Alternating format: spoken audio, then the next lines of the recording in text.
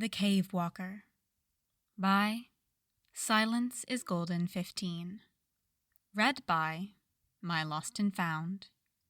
Summary. Keith's impatience usually gets him hurt.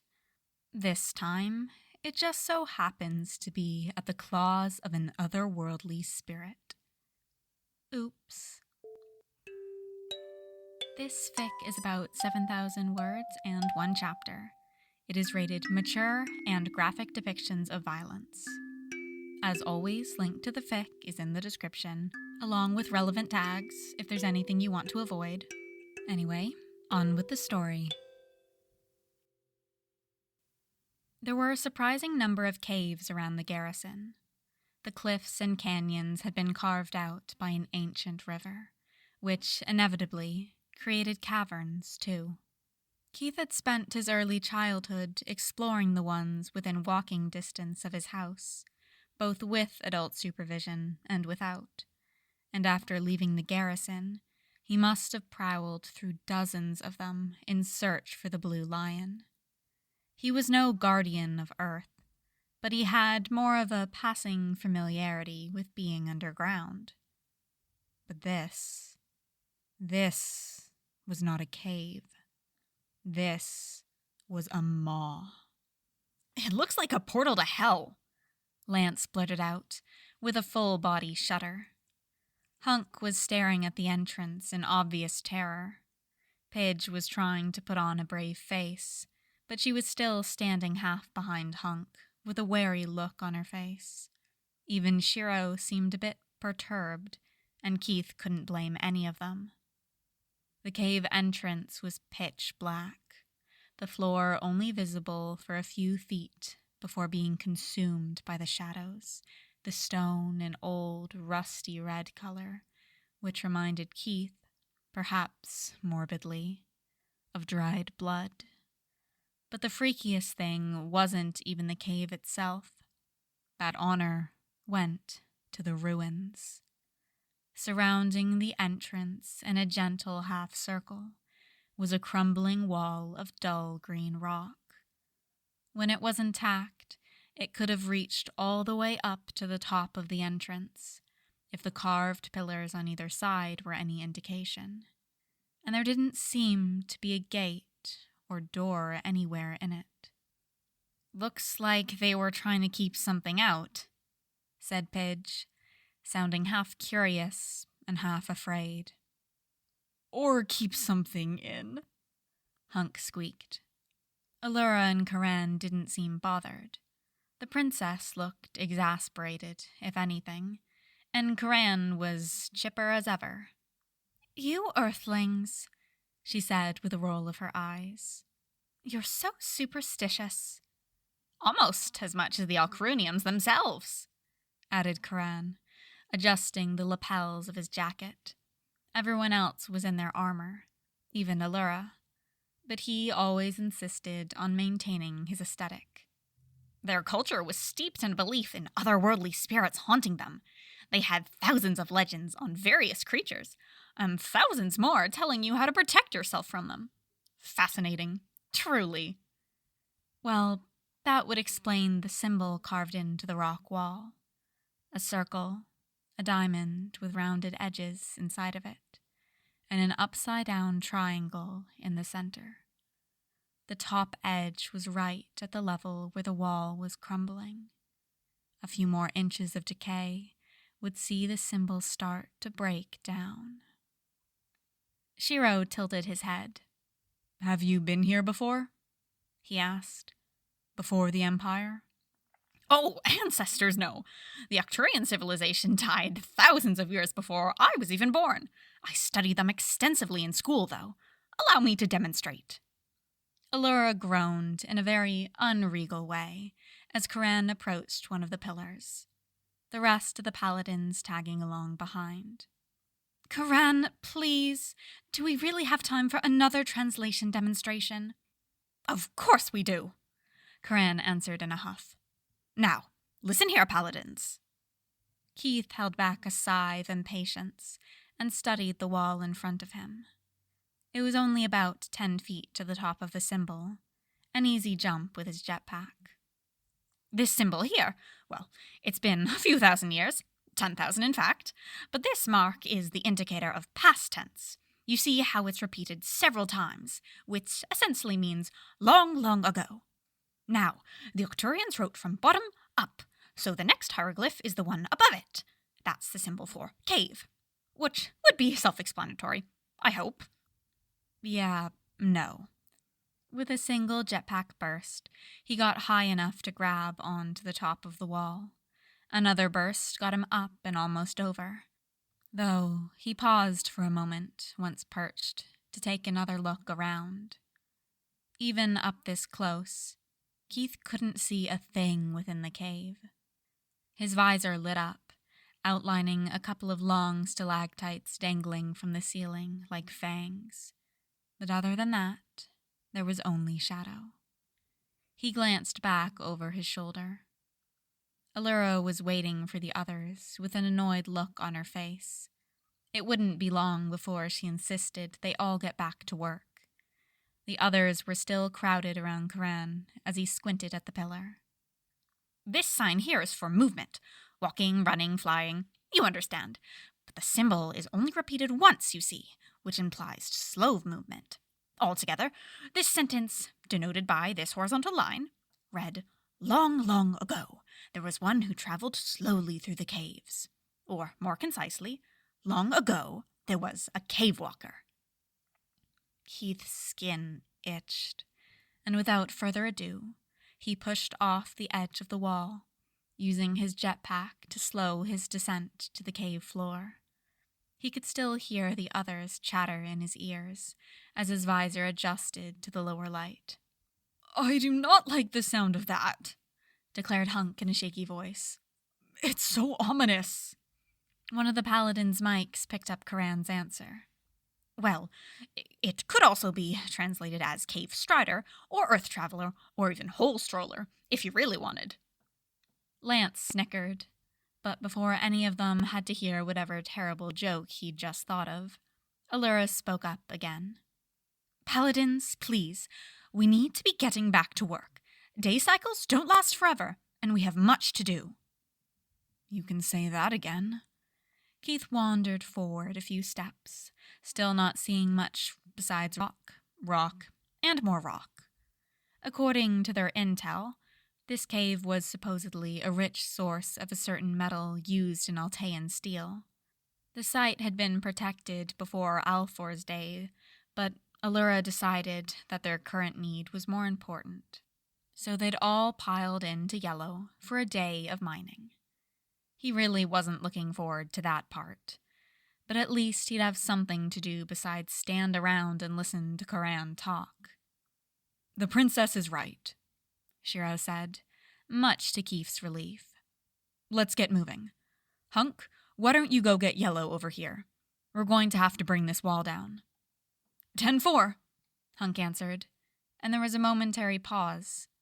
Keith pressed even further into the cave. The material they were looking for was supposed to be a soft, glowing green, which in the darkness shouldn't be difficult to find, right? "Hey, Keith, where did you go?"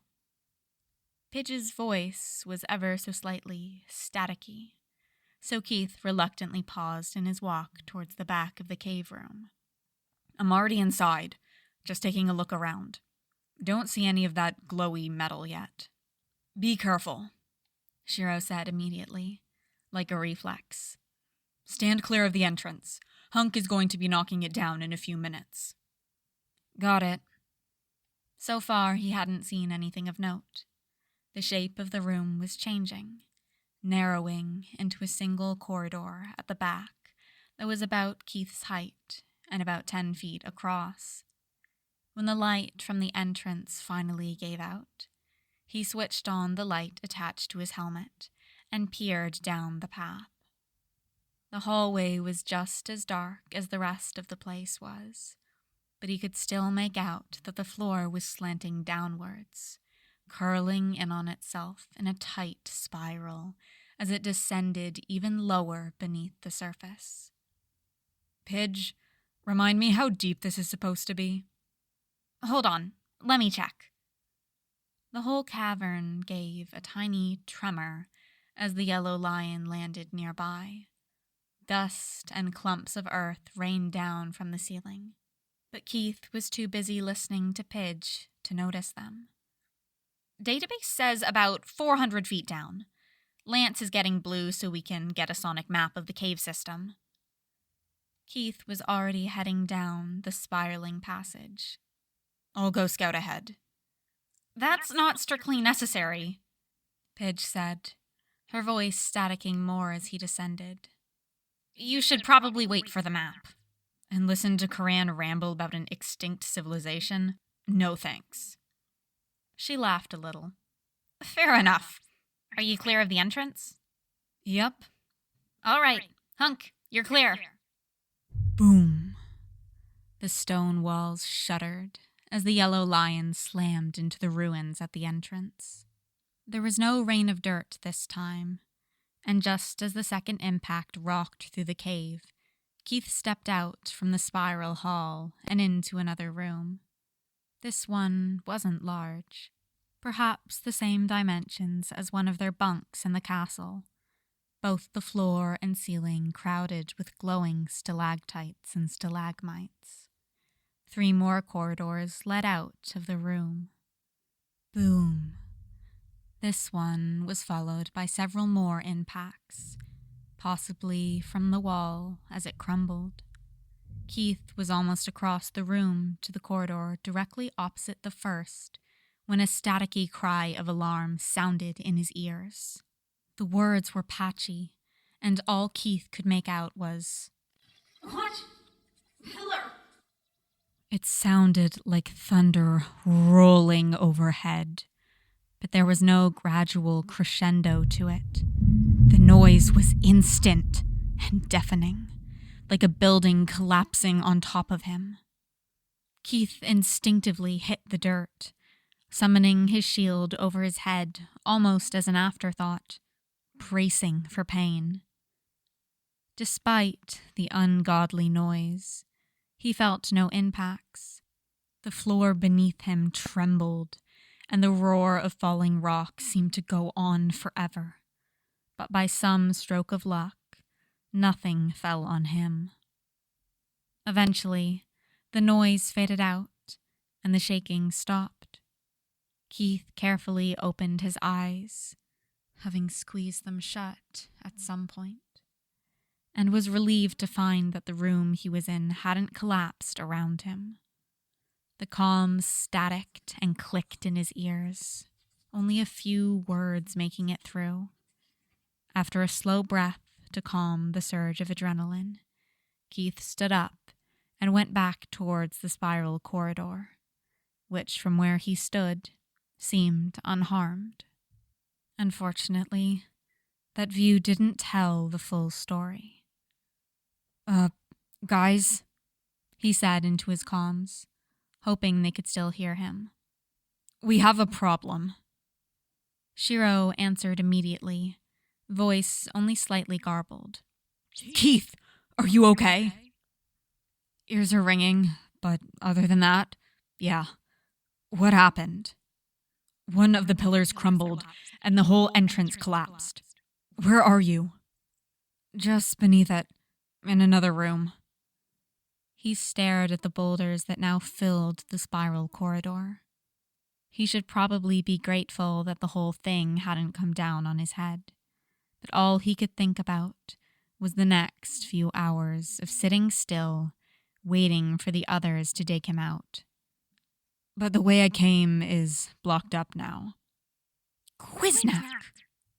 That came from Allura, sounding almost as frustrated as Keith felt. We'll have to move all of this stone to get down to you. It will take some time. Keith turned and considered his options. Sit in the same place for the next few hours as the lions excavated the entire hillside, or wander further in, searching for another exit, possibly finding the ore they were searching for in the process. It was a no-brainer. I'm going to take a look around, see if I can find the metal or another way out. That doesn't sound like a good idea, said Hunk, the sound of Yellow's motions coming through the comms with his voice. It's super easy to get lost in caves. What if we move the wrong rock and the whole system collapses? That's not gonna stop him, said Lance. As much as he hated to admit it, Lance was right about that, and judging by his exasperated tone, Shiro knew it too. Just be careful. Try to stay within signal range if you can. 10-4, Keith said, but he already knew he wouldn't be able to fulfill that last part. Not that he was as concerned about it as the others seemed to be. He was familiar with caves, and if worse came to worst, the others could get a sonic map with Blue and come track him down. They had the technology. So he left the remains of the spiral corridor and went back to his original target, the pathway opposite.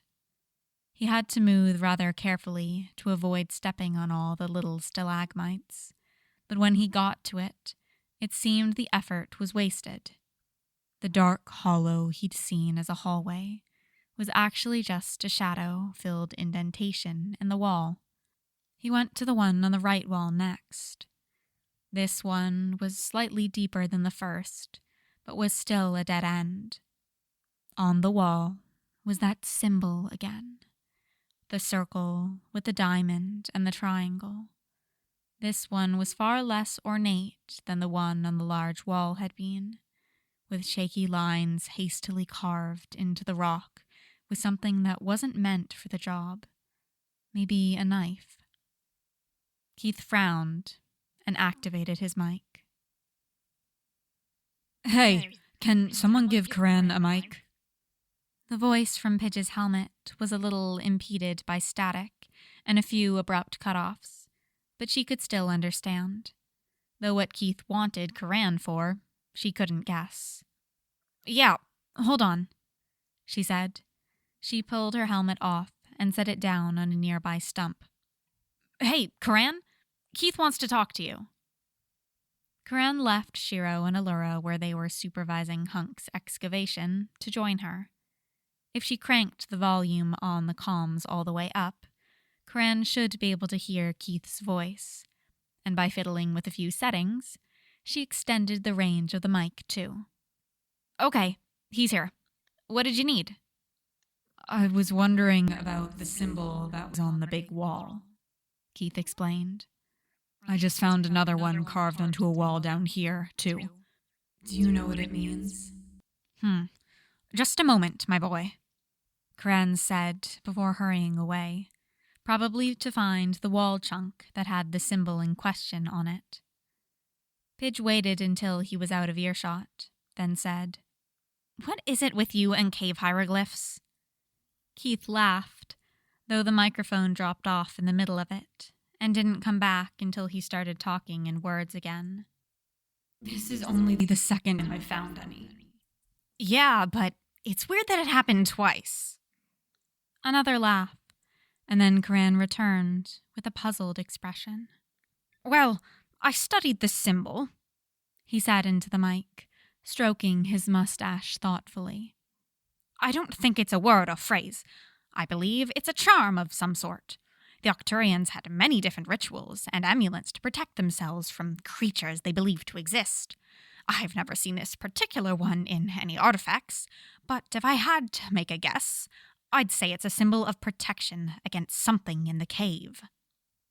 Great, Keith said dryly. Wards against the cave ghost. It's probably similar to the curses written on Egyptian tombs, Pidge added. I doubt there's anything actually in there. It was just a hum, but something in Keith's voice sounded distracted, like something had caught his attention. Thanks, Karan. Anytime, lad. There was a beep, indicating that Keith had muted his mic again, and Karan walked off to rejoin the others. Pidge stayed where she was. The others didn't necessarily need her right then. The excavating was mostly a Hunk and Yellow job, so she probably had some free time to do some research on the planet. In general, she told herself as she opened the castle database from her gauntlet, just to keep myself busy. She didn't believe in ghosts or monsters, but the mythology of other cultures could be fascinating, especially alien cultures. Just something to hold her attention for the next few hours. Just for fun. Keith thought about Kuran's translation as he walked.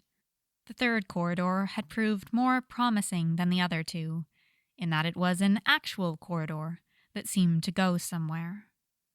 The ground was sloping down instead of up, like Keith would have hoped, but at least he wasn't stuck in that one tiny room. That probably would have driven him crazy. The hall was nothing special, wide enough and tall enough for him to walk comfortably. A few rock formations on either side, only a few twists and turns, and so far, no other branching paths off of it. It was the best-case scenario in cave exploration. He should have been relaxed. But for a reason Keith himself couldn't fathom, he was anything but. Ever since that conversation with Kuran, Keith's muscles had been tense. There was an uncomfortable prickling over his back and neck, like that feeling you get when you're being watched. So far, he'd resisted the urge to look over his shoulder, but it was getting harder the further he traveled into the cave, which was, quite frankly, ridiculous. He wasn't afraid of the dark. He wasn't afraid of caves. So why did he feel like a little kid sprinting to bed after clicking off the lights so that the monsters didn't get him? The only thing he could come up with was Kuran's explanation, but he wasn't usually that easily freaked out. Overall, it was weird, so he endeavored to ignore it, which got much easier when he came around a bend and found himself at another four-way crossroad. Keith switched on his comms and paused to listen, but he must have gone out of signal range because all he could hear was static. For a moment, he hesitated, remembering what Shiro had said, but getting back in range would mean going back down the corridor to the small room and staying there. And when he thought about turning around, the prickling on the back of his neck just got worse. So he kept going straight, telling himself that the weird feeling he was getting was just his restlessness flaring up again. He almost believed it, too, until he came to another crossroads, this one with no tunnel continuing forward. He chose the right tunnel to follow first, and as he was turning, he let his eyes dart back down the way he had come. After all, the cave could very well be the home to some carnivorous alien beast. But he didn't see anything. Just darkness.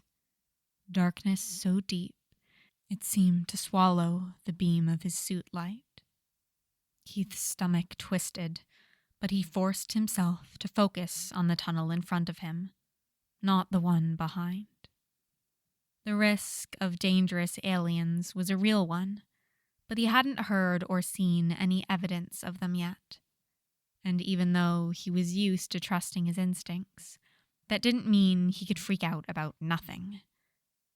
The floor of this new tunnel sloped ever so slightly upwards, promising, but it merely came to another dead end, once again marked by a messy rendition of the warding sigil.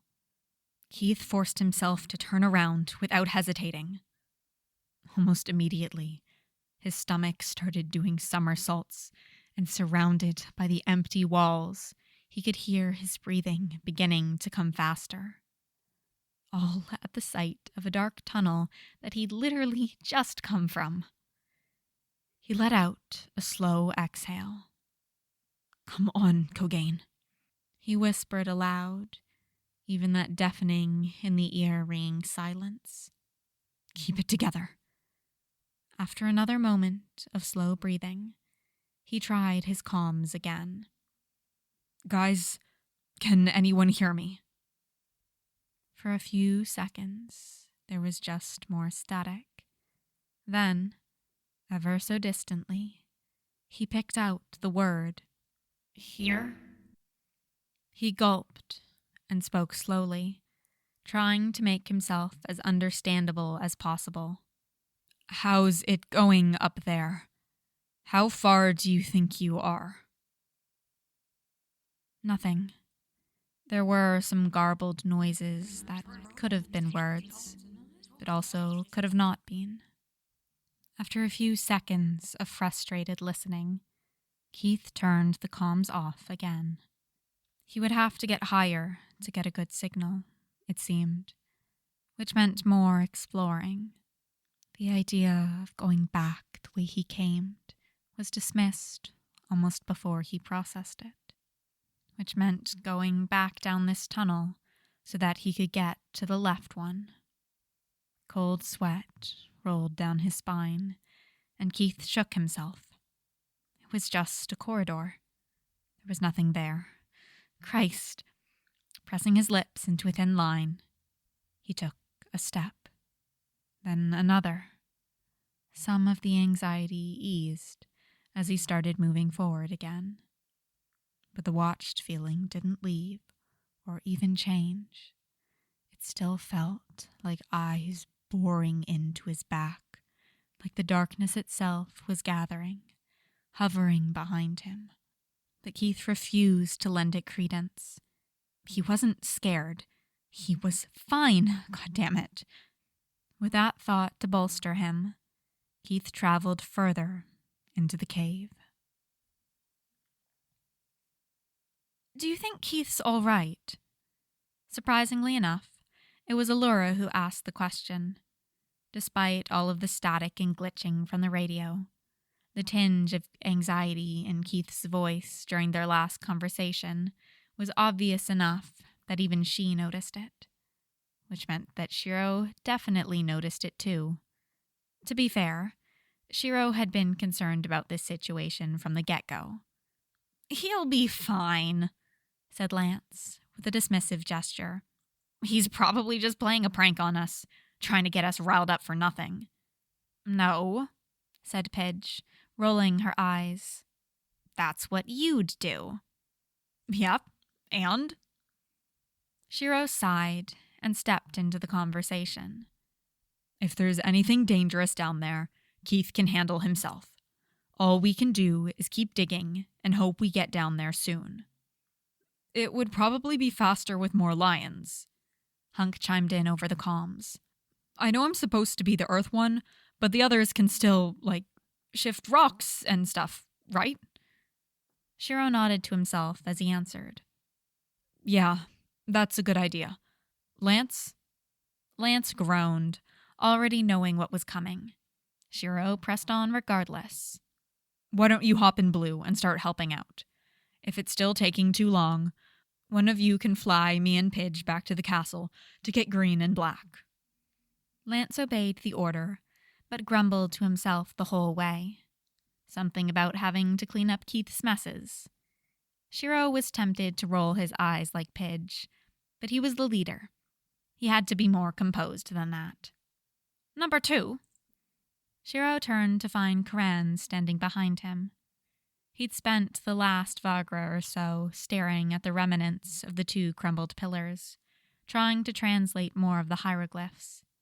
For what purpose, Shiro couldn't say, but it's not like he had anything better to do. What is it? Karen cleared his throat. He seemed significantly more sober since that morning, and didn't fidget with his mustache or his gloves as he normally did when he spoke. Number 4's question about the symbol made me curious, so I've been trying to translate more of the pillars that we knocked down. So far, it seems to be a standard fable about a person who wandered into the caverns and became trapped. In this particular one, the time spent in the dark seemed to transform them into a malevolent spirit, the Cavewalker from the beginning of the story, I believe. Shiro nodded along politely. Honestly, he didn't particularly care about Karan's amateur anthropology, but it's not like telling him that would help anything. Karan continued, unperturbed by Shiro's lack of enthusiasm. The spirit is blamed for the deaths of most other people who tried to explore the caves. The locals avoided it at all costs, but in the second half of the story, it says that on certain days of the year, the Cavewalker could leave the caves and tempt people to return with it. The wall we destroyed was built to seal the spirit inside, so that it could no longer do so. Right, said Shiro. Karan raised his eyebrows expectantly. I haven't finished the entire translation, but it may be pertinent to whatever Keith is experiencing down there. Shiro barely bit back a sigh. It's just a legend, Karan. Keith will be fine. You're probably right, Karan conceded.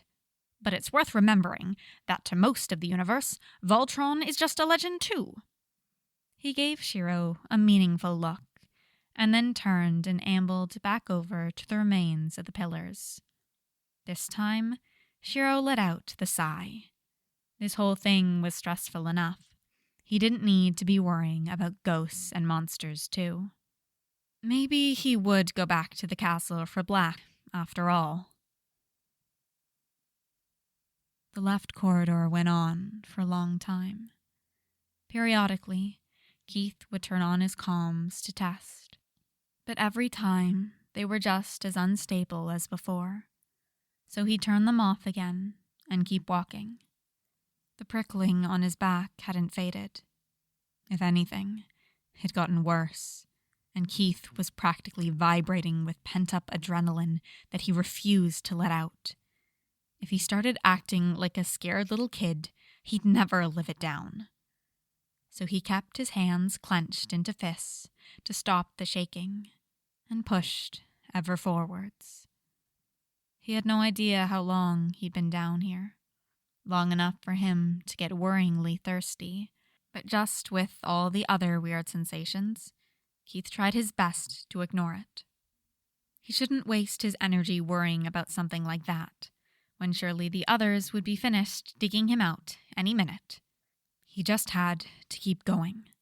He had his goal: find a place where the comms worked, even a little bit, and stay there. Going back wasn't an option. Even the thought of it made him feel nauseous with nerves. His instincts were screaming at him, and he couldn't resist them on all fronts. Something had to give, and if not going back to the start was the price for keeping his cool, he would gladly pay it. Eventually, he came upon yet another intersection, and Keith nearly screamed in frustration. His head ached from dehydration, his feet were killing him, and all he was finding was more goddamn tunnels. This one formed a T, paths branching from his to the right and then left. Directly across from him was another one of those warding symbols. He didn't want to stop moving, but in this battle, his exhaustion outweighed the strange dread that he'd been carrying. Crossing the room, Keith settled down underneath the symbol, letting out a great, heaving sigh. He crossed his arms over his knees and pulled his head down. This way, he wouldn't have to stare into the shadows of any of the tunnels, but that did little for his anxiety. He could still feel it watching, like the darkness itself was a predator stalking its prey. Maybe there was something in the air, some strange alien gas being secreted that he couldn't sense but was still messing with his head. Back on Earth, carbon monoxide could make you feel like you were being haunted, make you think you saw ghosts. Maybe the same thing was happening here. Whatever it wasn't real. He just had to keep reminding himself that. From one of the side tunnels came a sudden burst of cold air, making Keith jump. Wind was common in caves, but he hadn't felt any the whole time he'd been down there. And it was frigid, like an Arctic lake. The hairs on the back of his neck stood up. The wind blew again, but this time, the sound of it moving against the stone was loud and harsh, like a huffed breath, right in his ear. And when he saw something in the shadows of his periphery move, his control over his body snapped. Keith skittered to his feet and set off down the right-hand tunnel. He wasn't running, not quite, but he was speed-walking, trying to keep ahead of the cold front that he could feel pursuing him. Half out of desperation, he tried his comms again. "Hello? Can anybody hear me? Somebody answer me, please." He'd be embarrassed about how he sounded later, for sure, but at the moment, he didn't care. Nothing. Keith swore, and after another moment's hesitation, he gave in to the urge to run. The cold kept right on his heels, the wind blowing ever louder, roaring past him. Was it just him, or was the flashlight getting dimmer? Keith ground his teeth. This was so stupid, running from something he couldn't even see, something that probably wasn't even there to begin with. In seconds, the shame ignited into rage. Keith stopped running, dug his heels in as he slid to a stop in the loose dirt, and as he turned, summoned his Bayard into his hand. If there was an alien beast coming to kill him, fine, but he absolutely fucking refused to be prey. At first glance, there didn't appear to be anything chasing him, just the usual dark corridor. Then, the cold hit his face, making his breath hitch, and somehow the roar of wind went around him. He could track the sound as it went past his left ear and curved behind him to go past the other. And that was when he realized it wasn't wind at all. And it wasn't just him. His flashlight was dimmer, because it was streaming right into a cloud of shadows, coalescing darkness that was somehow even darker than the normal lack of light underground. With a shout, Keith swung his Bayard at the approaching cloud. Once, twice, 3 times.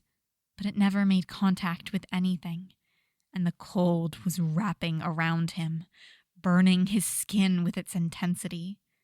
It wasn't doing anything. His Bayard wouldn't hurt whatever the hell this thing was. He couldn't fight back.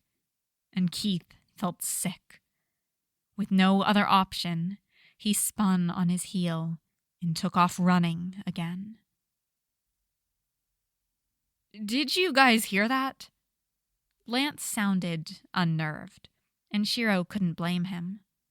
The note of fear in Keith's voice made his stomach drop out through his feet, and the fact he couldn't seem to hear any of them talking through the static only made the trepidation build that much faster. "Keep digging," he instructed. All 4 of them were in their lions, and with the extra help, they were making some visible progress. But suddenly, it felt like it was not nearly enough. Something was happening to Keith down there, and based purely on his voice, it was definitely not a good thing. "Lance, get that sonic map with Blue and send it to Pidge." "Roger that," Lance said, and Shiro didn't say anything about the slight tremor in his voice. Before Shiro could return to digging, there was a ding over the comms, and Karan's face popped up on the comm channel on Black's dashboard.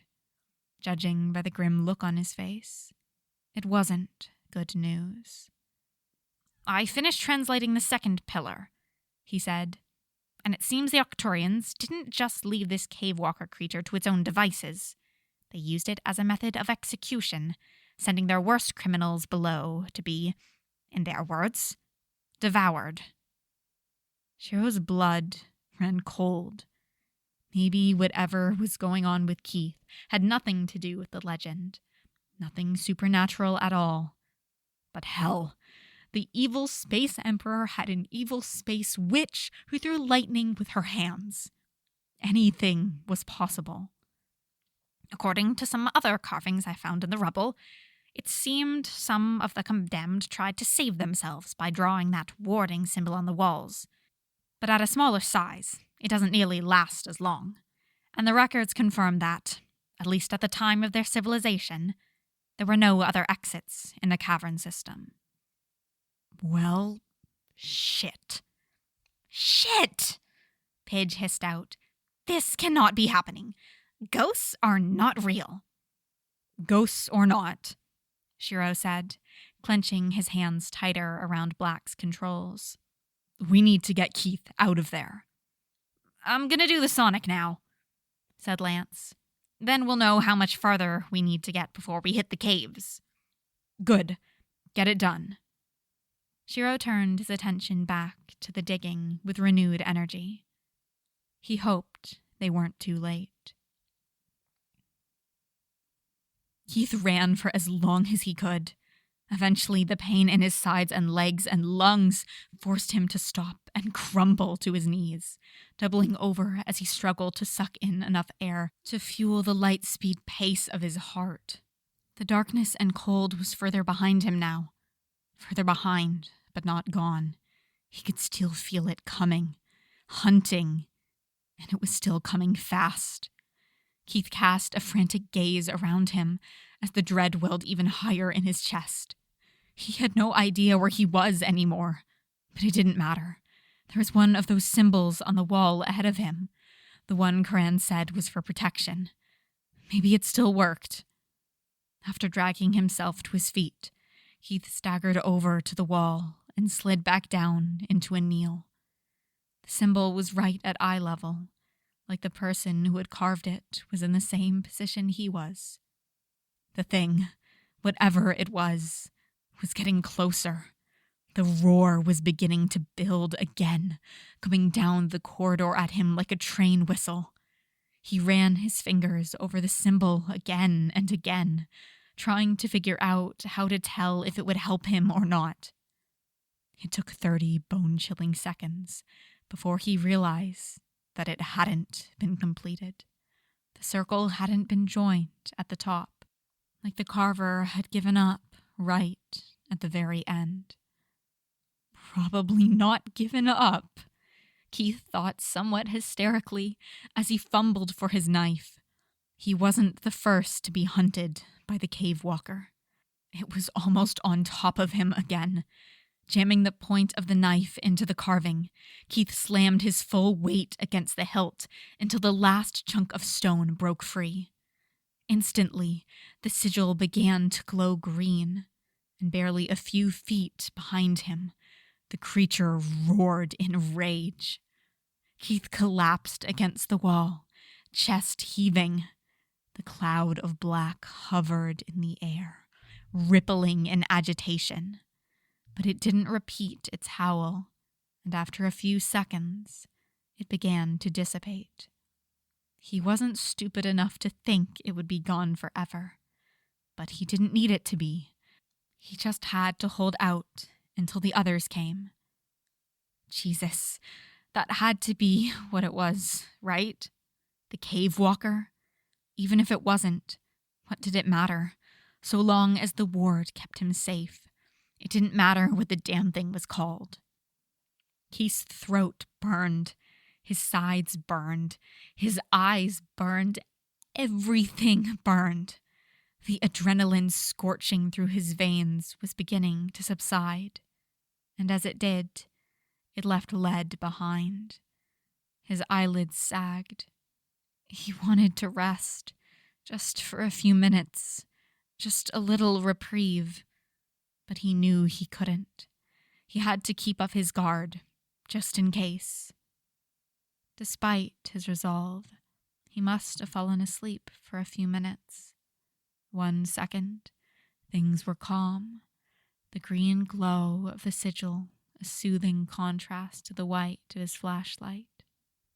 Then he blinked, and the next second the sigil was dead and dark, and the Cavewalker was howling as it charged down the corridor at him. The adrenaline slammed into him like a semi-truck. Keith scrambled to his feet and took off down a random corridor.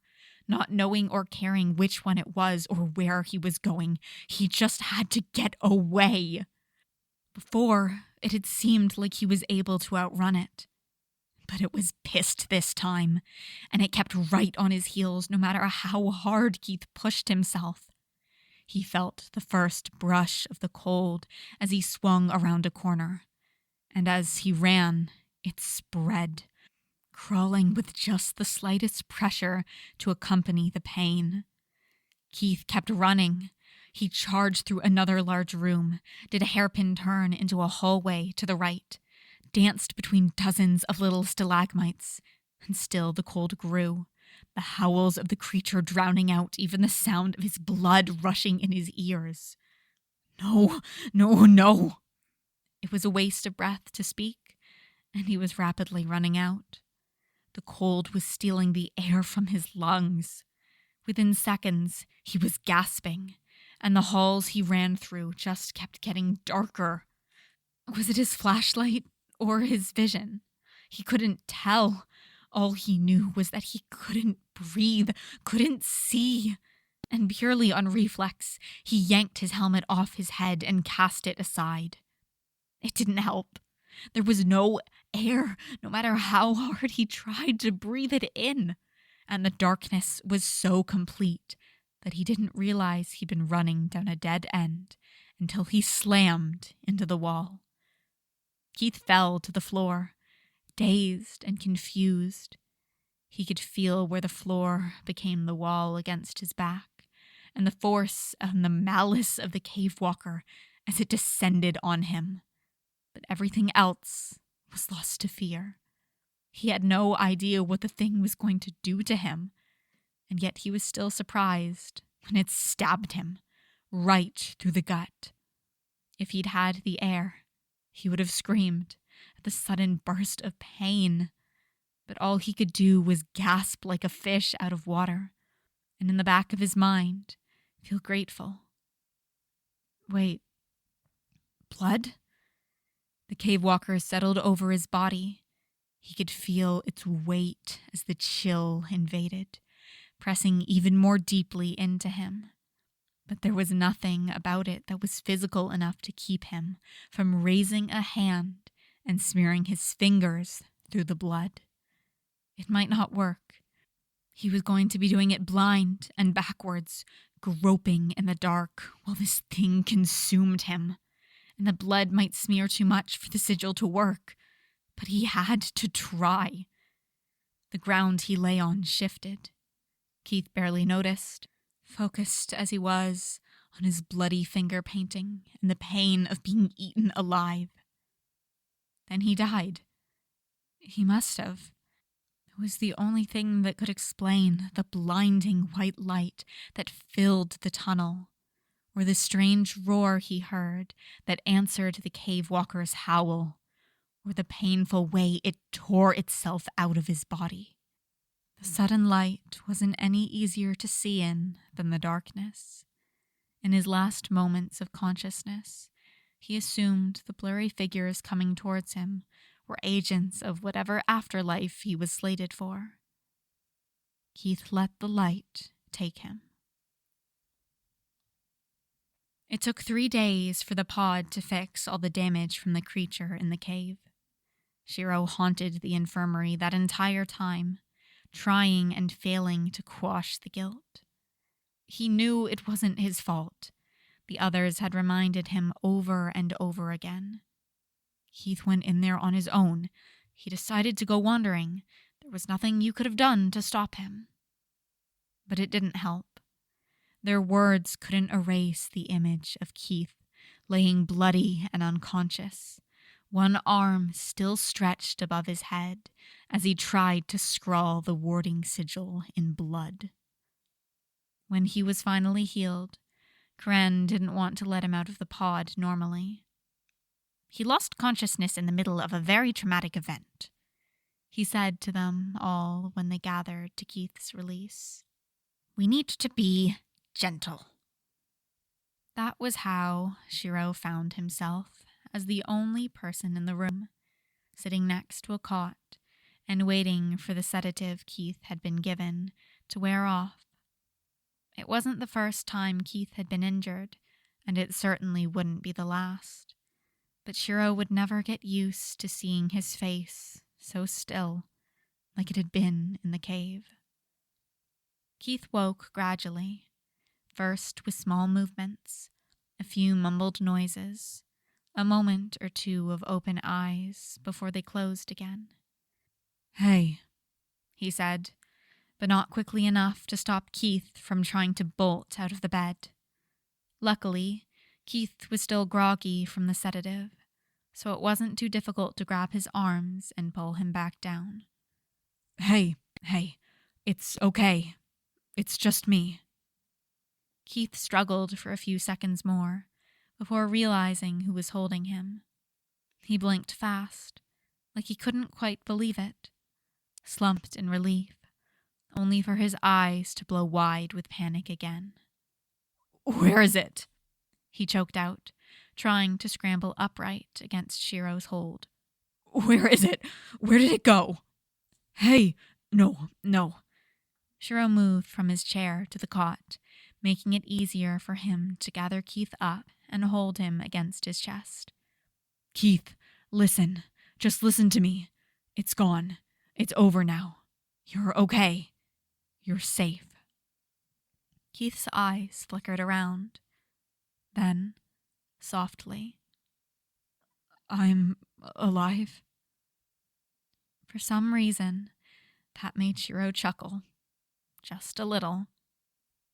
Yeah, you're alive. And that is all for this spooky podfic. I remember the first time I read this. I was fucking terrified, but in like the best way. And literally, again, reading this is just so spooky. The part where Keith is walking down the caves and is like, I can feel it watching me. I really don't want to turn around. I know it's there. I mean, it's not there. There's nothing there, but it's there. Literally, so scared, getting chills, actually cried. I don't know why. Actual tears sprung to my eyes. And then again, a little bit later, when it was like a similar feeling it was invoking, tears again. Tears of actual fear. Not like I'm gonna die fear, but it was like, I'm feeling the scared emotions. This is just so good. I love it. It's so terrifying. I love it. Yeah, I wanted to do a little spooky podfic for Halloween, and this is one of the spookiest things I've read, and it was also short enough that I felt I could do it. This is still nearly an hour, but that's technically short enough. Anyway, yeah, this is just such a good fic. It is the perfect level of spooky. In the notes that they said, this was a spooky fic that they wrote for Halloween. So, happy Halloween, everyone. I'm releasing this sometime around Halloween. What's the date? Let me check. October 29th, so day before Halloween. Too bad Halloween's not a Wednesday. Yes, so that is all for me. I have to go do schoolwork. I have so much to do. But I haven't podficked in a few weeks because, again, so much to do. The scariest thing of all, responsibilities. Anyway, yes, that is all. As always, link to the fic is in the description. Go leave a kudos. Go leave a comment. I cannot speak.